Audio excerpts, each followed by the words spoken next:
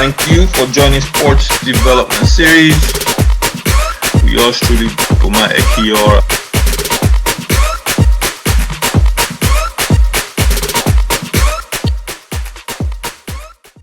Game, obviously Morocco.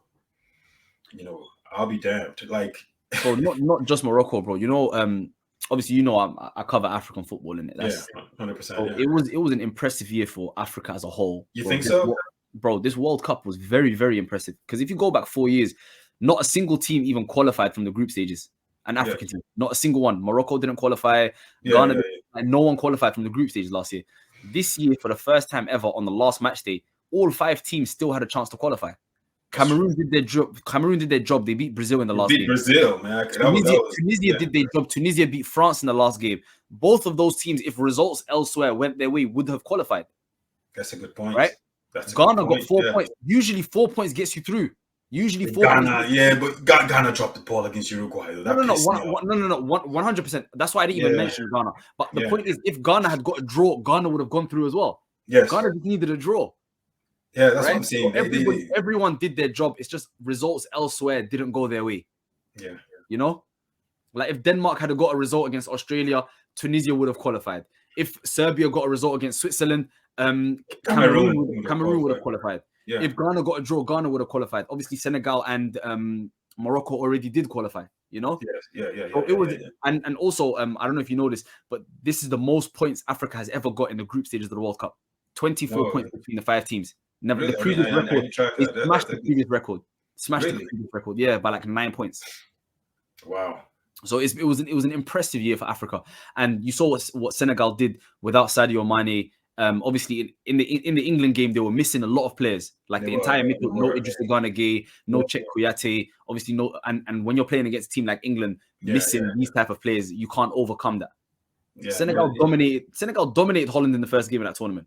Yes. I keep telling people, like, I was funny in that game. I actually watched when I was in Nigeria because it was on during that time, and I was saying, look, the goal from Gakpo, what's his name from Holland. It was two mistakes from Mendy. It was two goals. Mendy didn't commit to the first one, and the second one was Mendy giving it right in front of the striker. Correct. I mean, like they dominate. They played Holland off the park.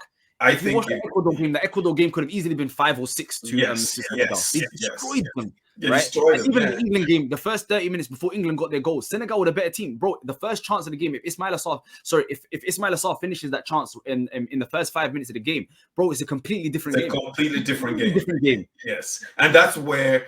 And this is without Sadio Mane. This is without 4 of their most experienced players, bro. People are talking about Sadio Mane. You know, Boma that plays for Bayern Munich. Their right back. He didn't play as well. Like these are 4 or 5 starters weren't playing, and Senegal did the way Senegal did what they did. They played the way they did, and for the first 20-30 minutes of that game, bro, you're like, yo, Senegal are actually the better team right now. Yes, they were. And if they had Mane, I promise you. First of all, they don't lose that Holland game. No. If they have Mane, they finish first in their group.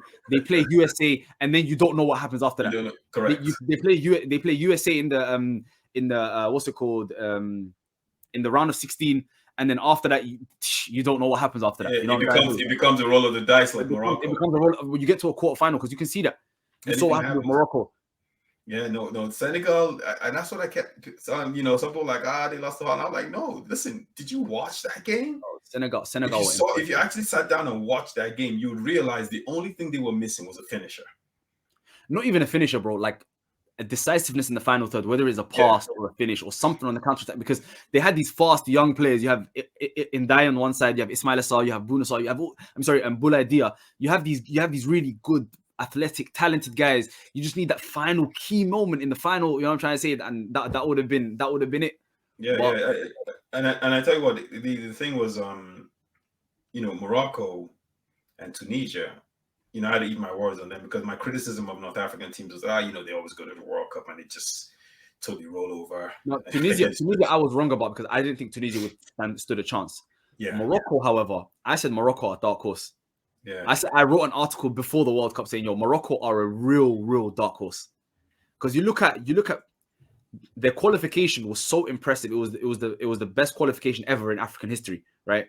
They won 6 out of 6. They scored 22 goals, conceded 1 goal in the entire run. The African Cup of Nations, they were incredible. They were unlucky to lose to Egypt. They shouldn't have lost that game, right?